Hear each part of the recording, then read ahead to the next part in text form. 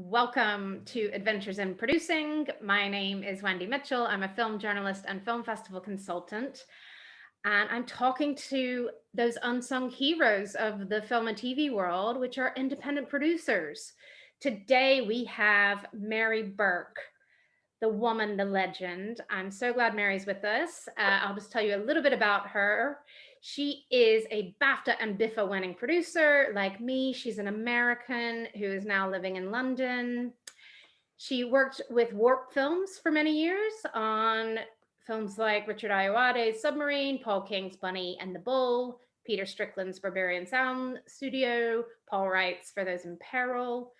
Then she went to work as a film fund executive at the BFI, I think for about 5 years, Mary will tell us, working on some amazing films like Francis Lee's God's Own Country and Ammonite, Prano Bailey Bond's Censor, Rose Glass's Saint Maud, Jessica Hausner's Little Joe, Idris Elba's Yardy, Rayongo Nioni's I Am Not a Witch, and God, dozens more.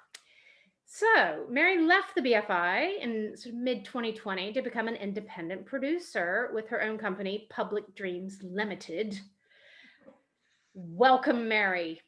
Oh, thank you. I'm excited to be here. It's Yes. nice to be chatting to you. I want to know, how did you get your start? Had you always dreamed of being a film producer, or did you just kind of, I think you worked in some music videos, if I'm not wrong. And yeah, sort of. I mean, I wanted to be a writer and I had absolutely no idea what a producer did. So to be honest with you, no, it was not my dream. I did not go to film school. I studied writing at university and Spanish. And so I was very much into traveling and reading and writing. And when I realized that producing could incorporate sort of writing, but with pictures, I thought, wow, that's an amazing job. I can't believe people get paid to do this. So no, it wasn't a dream of mine. How did I get my start? I actually started on Chris Morris's short film, My Wrongs 1245 and 1249 and 117. I used to be able to remember the numbers, but now I can't, which was a BAFTA winning short. And it was the first thing that Warp Films produced. I was the runner and I really didn't know what was going on, but because I had come from working as a sub-editor at the Wall Street Journal Europe, I knew a bit about how to write. So I think that in terms of like the way the scripts were evolving, I was helping out doing that and then helping out on set. And I ended up getting along very well with Barry Ryan and Mark Herbert, who were the founders of that company in the early days. And then they just let me stay. They just let me stay in the company. And I started working with Chris Cunningham as his assistant for a long time. And he is a music video director, but we were developing some ideas for feature length films. And, you know, he had done a lot of music videos for Warp. I worked on Rubber Johnny, which was an Aphex Twin sort of short film / music video. And I did a short for Battles as well, which is a band that my husband used to manage. And yeah, and from there, I think I was attracted to working on the scripts more than it was about, you know, being an on-set producer. I was very interested in the development side of it and kind of worked my way up that way. I mean, how did you even get that job as a runner? How did I get that job as a runner? Well, I was working at the Wall Street Journal Europe. So my deadline was, it was the evening edition. So my deadline was 1 o'clock. And then I would leave and go, and my husband was working at the record label, and it was not nepotistic. It was like, oh, we have to like make this short film. Does anybody know anyone who will work for free? And I was like, oh, well, I guess I will, because I have this other job. Then I would go do the running, you know, with Barry, and then go work in the pizza place, flipping pizzas. So until about midnight. So I was working like 3 jobs just to be able to afford to be a runner. And I guess those were back in the days when, you know, it was okay to not pay your interns. And I was one of those people. And because I lived here away, we're talking about like, you know, 20 years ago now. I think because I lived away from my family, there was absolutely no way that I was going to fail. None. So the money kind of wasn't what was driving me. It was, or like, it was okay if I didn't eat for a couple of days, whatever it was. It was like, I really wanted to make it work. And I don't know, Barry Ryan interviewed me. He said it was the worst interview he'd ever done in his life, but he still let me have the job because I could speak another language and write things down. Fantastic. I never knew this about the Wall Street Journal. I have to tell you that my first job out of uni was as a reporter at the Dow Jones Newswire. So in a parallel world, Mary, you and I would both be very successful financial journalists right now. Exactly. And thank God we're not. Thank God. You know, when you were first on a film set, I mean, you mentioned that you liked writing and you liked other creative things. Did you ever think about being a screenwriter or you know, even working in distribution or film sales? Or once you started to learn more, why did producing really attract you? I never wanted to work on the kind of sales or distribution side because it always felt like it's very far away from the filmmaking. And I think just by the nature of my tastes and, you know, who my friends are, I love the making side of filmmaking. And in a way, I feel like producing sort of, for me at least, maybe at one point when I was very young and I didn't have a lot of confidence, I did want to be a writer, but I just didn't have the confidence to sort of say that. And then writing kind of sort of, what's the word, became absorbed into the producing. So it is like writing, but it isn't, you know, and I feel like I've always had very good business acumen. So in a way, it kind of just felt like a natural job for me to do. And then as I went a few years into it, I realized that being a director means that you have to kind of do a very limited amount of work. And I love working. So for me, you know, I like to be robust and constantly busy on lots of different projects with lots of different ideas. And I think as a producer, you can have a sort of taste that is guiding you, but you can make a comedy and a horror and a drama, and you can tell lots of different stories in lots of different ways, do TV, do film, and not be pigeonholed in the way that a director was. And I felt like in a weird way that was very limiting. And I don't want to be famous at all. Like I have zero interest in being in front of the camera in any way. So well, you have to stop making films that go on the red carpet in Cannes then, because yeah, but no one's taking a picture of me at that time. You know, I think the best producers are ones that can handle that very creative side and sort of do have a vision and a taste, but also, as you mentioned, have that business acumen. They're not afraid of budgeting and schedules, and you kind of have to do both. I mean, do you think you're better at one side or the other, or do some projects require more of the business brain and some projects require more of the creative brain? I think it's a question of scale. You know, if it's a really big film, you know, or a bigger independent film, like 25 million, then obviously you have more business decisions to make around who you cast, where you shoot it, like, you know, the production values of the story and the production values of what you're shooting. So yes, you have to like engage a different part of your brain in the making. Whereas if you're doing something that's like someone's passion project or, you know, quite a low budget, you're there to protect the sort of sanctity of the film, you know, the concept of the film and what the director and the writer and the entire crew bring to that vision. So I do think it's a matter of scale. It's not necessarily like you can't do both every time you make a film. It's just how much of your left brain, right brain you engage during that time. I mean, I guess my big black spot weakness, and I would never be able to do like true comprehension of legals. To me, that is just like a brain piece that's just been like taken out and put in the garbage. I just don't have that. So in a way, you know, you have to collaborate across the business stuff as well as the creative. Yeah. Well, that's why God invented lawyers, Mary. Yeah. Did God invent lawyers? Is there a lawyer or a legal team that you use all the time? Yeah, I use Emma Stanier, who is she's a consultant and she's independent. So I'm paying good mates rates right now as I am in my new business. I'm sure that'll change, and it should. Just a plug for a good lawyer. She's great. You know, when you started out and were collaborating with Warp a lot, what was it about that Warp sensibility that also matched your taste? And also, I mean, do you think you were there from the beginning, kind of? Were you helping to shape what Warp was? I think I mean, I like to think that I was, you know, when we started the company, I feel like Mark and Steve Beckett and in his passing, Rob Mitchell had a real definitive sense of what it meant to be warp, what that quality value meant.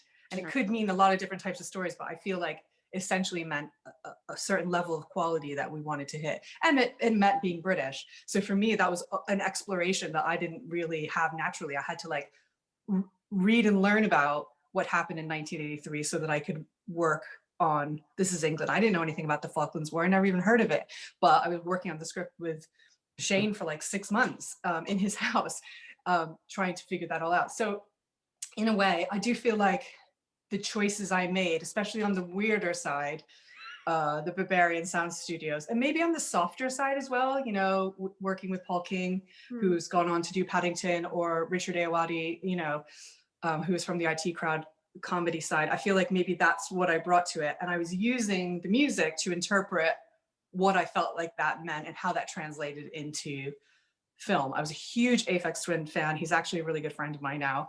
Same with Boards of Canada and broadcast. And when we got broadcast working on Barbarian Sound Studio, it was like one of the best things that ever happened to me. So in a way, it was about bringing those two concepts of creativity from music and film together, and letting that be the guiding light in that company. So if you ask Mark and Barry, I guess they will say, yes, I did help to define that, but it pre-existed me by a good 20 years. No, I think take some credit. Your decisions and the things you were working on absolutely shaped some of what Warp was known for. I was going to ask this later, but since we're talking about music, we've mentioned your husband is Phil Canning, who's a music supervisor now, and you said he used to manage battles. And not just because you're married to Phil, but do you seem to think a lot about music in your films? But does being married to a music supervisor inform your knowledge of how to use music in film? 100%. And if he makes me stronger.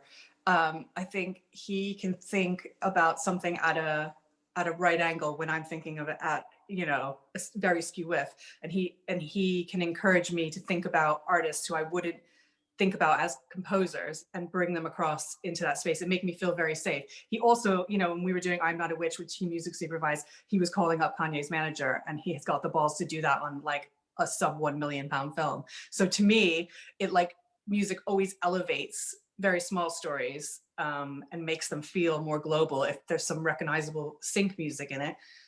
But also, like when we had Alex Turner doing tracks for Submarine, it just takes it into a more cinematic space. Obviously, we had some, traditional composition in there, but it's just having an artist do something special for the film makes it a story in the press, and also just makes it feel, I don't know, more exciting when you watch it. And he can bring that. And also, we can yell at each other, and it's okay. I can't yell at anybody else in the crew. But I can yell at him if I want something getting done, or he can yell back at me. So it's fine. It's great. I enjoy it. That sounds like a happy partnership and a marriage. I like it. I mentioned that you, like me, are American. We can say that with a little more pride now that Joe Biden is president. Thank God. Yeah. You're American. You're based in the UK. You've done international reaching work. What do you like about making films in the UK film industry, or what are the challenges or annoyances? I'll start with one. I'm going to interject that, I've seen people, even with very, very micro budgets, just sort of say, oh, we didn't get greenlit by this scheme, or we didn't get Film 4 or BFI, so we're not going to do it. And my friends in New York would say, I'm going to max out my uncle's credit card and make it. So I don't like that sort of course, soft money for the arts is amazing and needed, but I don't like the mentality that you can't do something outside of that. So what do you think about working in the UK? I do think that it's a scheme. I mean, I feel like I have the right to say this now, having worked at the BFI for 5 years. I feel like it's a scheme-heavy system where people want to be part of a scheme and then be recognized in that way, rather than take the 50 grand that I gave you for a short and go out and make a feature. I don't understand that lack of kind of commitment to just tell a story. You know, you can tell any story on any budget. You might as well just, if you have to do it with toothpicks, do it. But I think the things I get frustrated with are more ambition in story and ambition in cast. I feel like there's a tradition of identity politics that's sort of at play when anyone's ever deciding what it is they want to, whatever film they want to make first. And that doesn't feel very American to me. And I remember when I did Dead Man's Shoes, that was the first film I ever worked on, a feature film. And I was the runner, and I walked up onto set and I didn't know what to do. I didn't know physically where I should be like placing myself. And I started speaking. It's like, hi, I'm Mary. How are you doing? Just want to say hello to everyone, blah, blah, blah. And someone brought me a cup of tea and a chair. And I was like, oh, I'm very cold. And they brought me a fur coat off the costume truck. And I was like, what the hell is going on? I was like, this is such a great job as a runner. And they thought I was the American exec that had been flown in to Matlock to do it. And I think it's a mindset. I really do think there's like a mindset here that we're like, that the UK is not America. But actually that's the virtue of working here, is that we are in America. We don't have to go through an LA system of agents and all of that sort of yes people to make a film. And you can be fiercely independent up to 25 million pounds. and then you pretty much max out and have to do it like everyone else is. I mean, maybe it'll change now that Netflix is doing, films here and is gearing up even more, on the TV side. Maybe that will change a bit, but for now, I think what's always frustrated me, and what I've tried to like plug a gap, is the ambition toward finding an audience for that particular film rather than just to make a film. Yeah, thank you for the honesty there. And what was the first film that you lead produced? It was called A Complete History of My Sexual Failures. The Chris Waite. Yes. Yeah. And it was a documentary. My nose is itchy. It was a documentary about a guy who had broken up, had gone back and interviewed all of his ex-girlfriends about why they dumped him. He's just a total loser. Very funny. So comedy documentary. And it went to Sundance, and that was my first time ever going to Sundance. So exciting. And my parents came, and that was so awesome. And then I felt, and because I had done Rubber Johnny, and the other film there was called Donkey Punch that we had. I didn't do that, but yeah, that one was there. And then A Complete History of My Sexual Failures. I really think my parents thought I was working in porn. Until you'd be much wealthier right now had you actually been working in porn. Yeah, because it's hard for sometimes parents to understand. I mean, how do my parents understand I'm a film festival consultant? What does that? I don't even understand what that means. That's not a job you can put on your tax form. But my dad sort of understands now, because he calls me up and tries to pitch me lots of films all the time. But yeah. Yeah, don't greenlight your dad. I don't think. And yeah, what were some of during some of those films I mentioned at Warp, what were some of your favorites? Was Bunny and the Bull, or, For Those in Peril went to Cannes, I believe. Mm-hmm. Yeah. I mean, I love them all because they just feel like, children all from different fathers, perhaps. It just feels like, you're trying to express a different idea with each film that you back as a producer, and they all have a different special place in my heart. I feel like Bunny and the Bull was the first time that I did a fiction film, and I think that my naivete was what got me through it, because I didn't realize that I was making essentially a 10 million pound film on 1 million pounds with 500 effects. I just didn't know that I was biting off more than I could chew, and it was like a baptism by fire. It was really difficult shoot. I was 8 months pregnant, had to fire the DP on the first day and get another one. It was so insane. I was throwing up the whole time, sleeping on set because I couldn't stay awake. I mean, it was like madness, but somehow I sort of feel really like grateful for that speed learning on that film. And Paul is an absolute genius. So I'm glad that I got to be like the tiniest part of his stellar career. Yeah, it's funny. There's a lot of people I think who take some credit for Paul King, Simon Farnaby, and you've really supported these guys from the Yeah, get-go. I love Simon Farnaby. He's been in almost everything I've ever done. I think he's great. Like, so funny. We're doing a golf film now, which I know you know about, which is, Yeah, I can plug this because go ahead. Worlds Colliding. My husband is really good friend. My husband, Scott Murray, is really good friends with Simon Farnaby. My husband's a sports journalist and wrote a book called The Phantom of the Open with Simon. And that's now being made into a feature film starring Mark Rylance, which Mary has backed. I'm so excited about it. We've been talking about this film for almost 10 years, it feels like. And I'm so happy that it's going to get made, and it looks beautiful. Yeah. So, and it's Craig Roberts directing. So it has a real, you could easily make like a really bad ITV, no offense, ITV, if you're watching, but you could make a really bad ITV Sunday night film about golf. And that is not this. It's very artistically ambitious, and it's going to be great. Yeah, it's going to be wonderful. Yes. I might be a little bit biased on that one. When you were at the BFI, well, I guess first of all, why did you want to go there? And maybe because we were friends by then, but I sort of feel like I could see Mary Burke. I could see your taste coming through, and I loved it. I mean, it felt like The Greasy Strangler, which is just this wonderfully bonkers film by Jim Hoskins.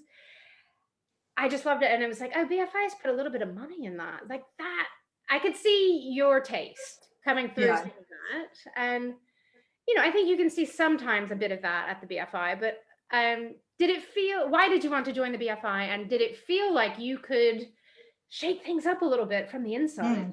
I mean, I think at Warp, we always thought of ourselves as a bunch of punks, and maybe everyone else thought of that about us as well. So there was nothing I could do to like delete that aesthetic or, thinking from my mind, because that's all I ever knew. But when I wanted to go to the BFI because I felt like I wanted to make a change a bit about what gets financed of scale, but also like the amount of projects in the British film landscape. But also I wanted to kind of like spread my wings a bit, and work on much bigger films than we were working on at Warp. And that's no criticism to Warp, that's just to say like where we were in our company cycle. And also after 13 years of working there, I didn't own it. So in a way it felt like if I was going to evolve as a producer or evolve into the next phase of my career, I had to make a change that would somehow service whatever I was going to do next. So in a way, I never felt like I was going to work at the BFI for 20 years, right? But I felt like I could go in, nail it, and leave, and that's kind of what I did. The Greasy Strangler, I mean, it's so funny that you mentioned that one, because when that came in, I was like, this is closest to a perfect film that I've ever seen. Like, it's just so good. I absolutely love every bit of it. And yes, there's big prosthetic swinging dicks in it, but it made me laugh so hard. And I remember the lawyer at the time, who's no longer there, saying, you must show this to Amanda Neville immediately. It's going to destroy the BFI's credibility. I was like, really? Do you really think so? And Amanda loved it. So she really liked it. Some other people did not, but she really did like it. I was actually going to make a joke. I wonder what Amanda Neville thought. And I'm really glad to hear that. We can't pigeonhole people, the way that Amanda Neville was the CEO of the BFI at the time. Yeah. She really, really loved it. So then I felt like after that was maybe breaking all the rules, that I had kind of carte blanche to make choices that were, that was the edge. I couldn't kind of go beyond that. So I felt like I was making choices, I guess partially based on my taste, but also trying to give opportunities to different people who hadn't necessarily made films before. And I think it coincided with the changes at the BFI to represent, to work with people on their first, second, third, and fourth features, rather than kind of the old guard of films that were there at the Film Council time. So I think it was just coincidence, and that, I had met Francis before I even got there. And when I saw that his film was in development on the slate, I said, oh, I definitely want to work on this one. That was God's Own Country. God's Own Country. Yeah, sorry. God's Own Country. And, I've made some lifelong friends with Josh and Alec and him on that. And I hope to continue to work with them in my new company. Yeah. And you can then see somebody like Francis then take another step forward with something like Ammonite, which is Yes. such a beautiful, powerful film. And it's such an auteur piece of cinema, I think. Kate Winslet, all of a sudden Francis Lee is working with Kate Winslet, but in a way we haven't seen Kate Winslet before. Is that the sort of biggest, I don't know what the budget was, but was that a bigger scale of production for you, or you had already worked on films around that level? I mean, I had worked on other films that were, bigger than that. I think the subject matter meant that the budget wasn't huge. And Kate and Saoirse, weren't charging their normal rates. So in that way, we were able to make it in a low budget way. Yeah, I mean, I guess the thing there was that when you're a producer and you're making a film with a first time filmmaker in an independent production company, more often than not, the problems of the shoot lay at your feet. And so the second feature, usually, if it's a hit, goes to the States, A24, Amazon, whoever, and that producer's sort of not seen as part of the sort of success of that movie. And I think I really, really enjoyed that part of working at the BFI, would be able to be like, okay, if it's possible, even like, to be able to continue to invest in someone who's made a small film and then a second film and then a third film. There's a lot of pride that comes from that, because you feel like you're helping them shape their voice to get onto a bigger canvas. And you get to really know them, on a personal level, in a way that when you make one film with someone, you do really get to know them, but you're in the wars. And having that bit of Zoom was fantastic. But yes, for all intents and purposes, it was a bigger film. Yeah. Cool. And did you enjoy, it sounds like you've taken a lot of positives from the BFI, but did you enjoy being a funder? You're sort of a public servant in some ways, aren't you? Yeah. I mean, yeah, I did enjoy being a funder. I like the money part of it. I like understanding what other And you mean financiers. that's not you getting rich, because I can assure. Oh no. Yeah. I am poor. No, I'm kidding.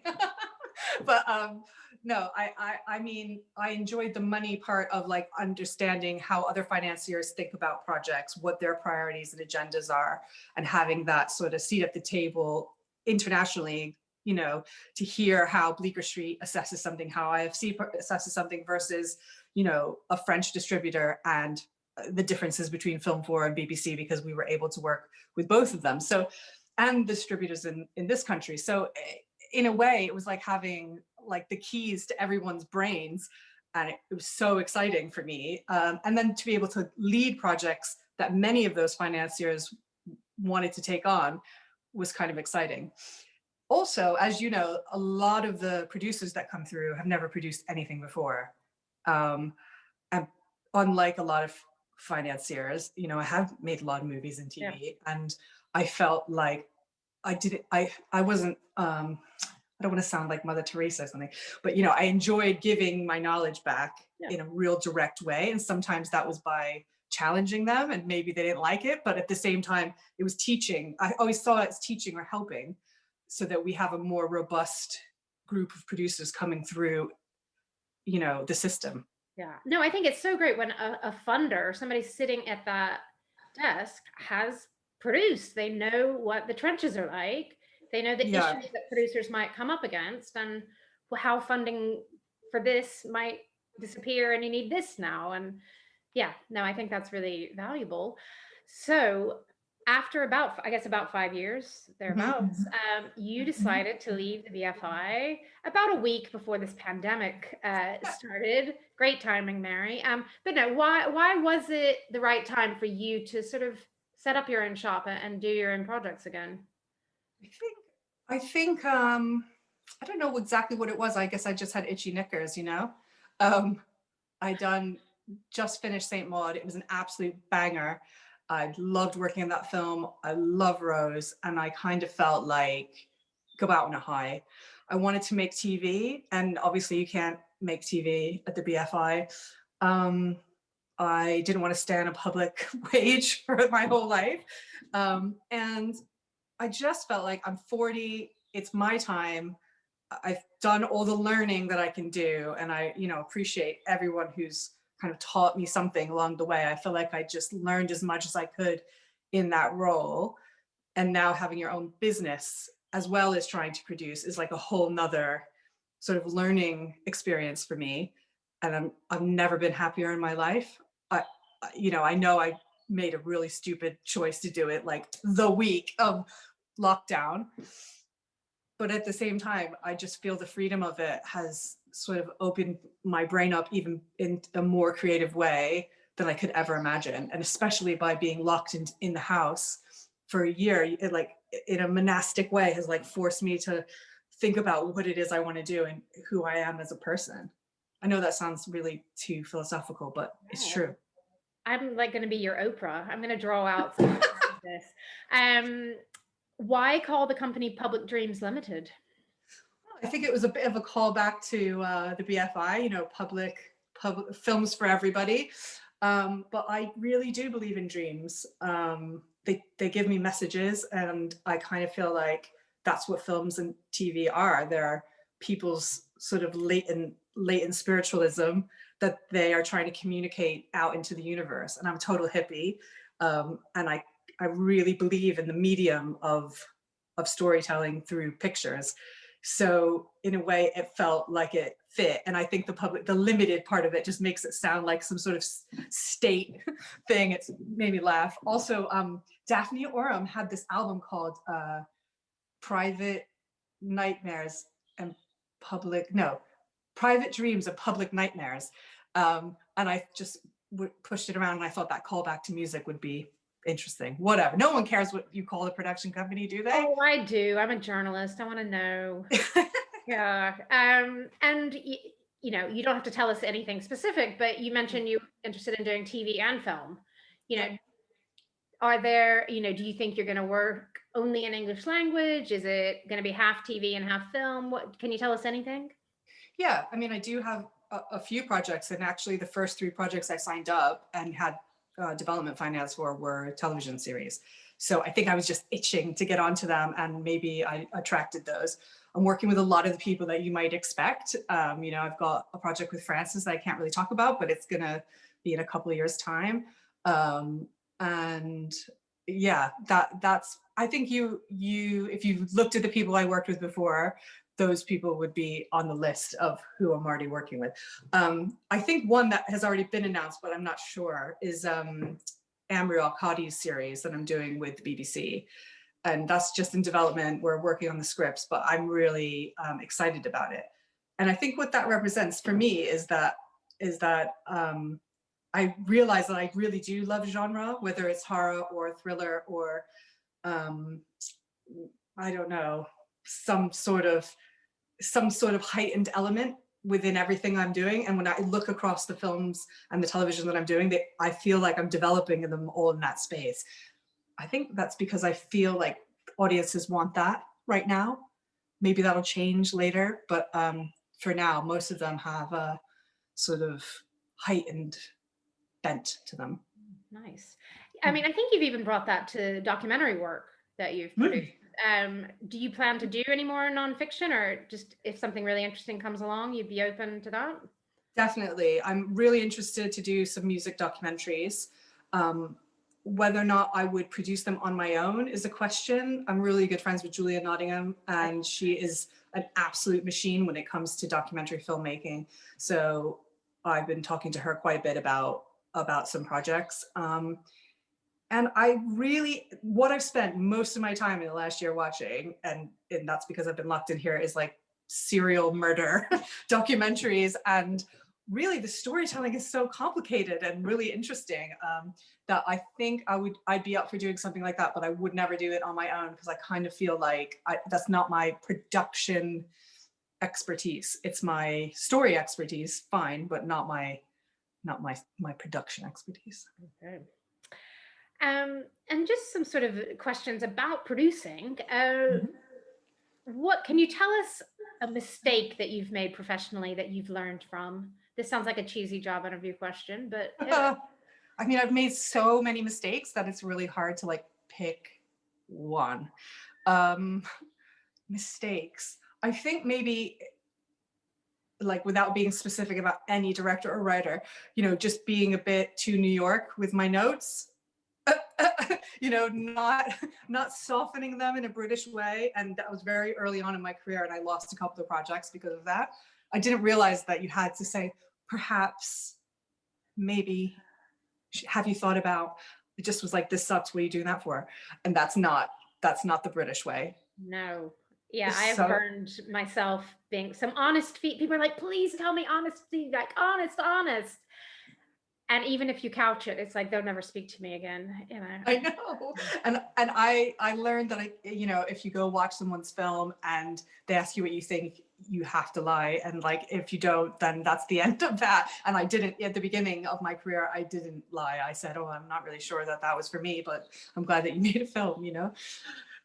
So I would not do that now. You have to say congratulations, because, well, I mean, I actually do mean congratulations. Even if you've made the worst film in the world, I've never made a film. So I do think making any film, even a bad one, is an accomplishment of sorts. It is, of course. Vague. You made a film. Yeah. But yeah. But no, I've made a lot of mistakes. And I think the things that hurt me most when I'm like sleeping, like wake up in the middle of the night, is the bad deals I did for myself. I did some terrible financial deals for myself on the basis. Just cutting producers' fees or things like that? Not taking a fee. Not taking a fee because I just thought, fuck this, I really want to make this film. And I'll just get it on the back end. There's no back end. You know, I don't know what I was thinking, but I was so young and I didn't care. And in a way, it paid off because I'm at where I'm at. But I couldn't afford it. Yeah. And I struggled for a long time financially because of doing stuff like that. Yeah. What do you think people misunderstand about what producers actually do? What's the sort of myth you can bust? Well, on the independent level, I think it's that we're so loaded and that, you know, it's our job to take money from one bank account and just shove it into another. That is so not what it is. Also that, you know, we're the bad person who tells them not to do something, tells whoever, stops the good thing happening out of ego. And of course, there are producers who work like that, but I don't feel that that's what I do. I feel like I'm serving the film at all times. And that any comment or sort of choice that I make about whether it's the budget or partners or whoever is for the benefit of the film, the best benefit of the film. So yeah, it's and that you shouldn't have a creative opinion. That's the other thing that always makes me laugh, especially with the newer producers, because they think they're not supposed to have an opinion about the script, the casting, and you're like, well, we need to know what you think as well. So yeah, and that you're loaded and that you just go into like film parties every night and hanging out with Cameron Diaz and whoever else, you know. Yacht parties in Cannes. Yeah. Constant. Yeah. I mean, we have been on the yachts, haven't we, yeah. Wendy? But they're not that cool. Usually I'm in the Petty Majestic, you know, barely affording a beer. So yeah. What is your pet peeve of what people do on sets? Oh God. Besides talking during takes. During takes. That's fine. Oh, I also cannot stand, and maybe this is from producer's point of view. And it isn't, yeah, it's across the whole department, it's not possible. That's just not possible. You're like, what? You didn't even look at the piece of paper I gave you yet. What do you mean? Like it is possible. And like, it's this constant need to bring somebody over to your side when everyone should just be getting into the film because everything is possible. Yes, we have money constraints, but there has to be a creative solution to everything when we're all in it for the film, not for the, you know, paycheck. Yeah. That is annoying, really annoying.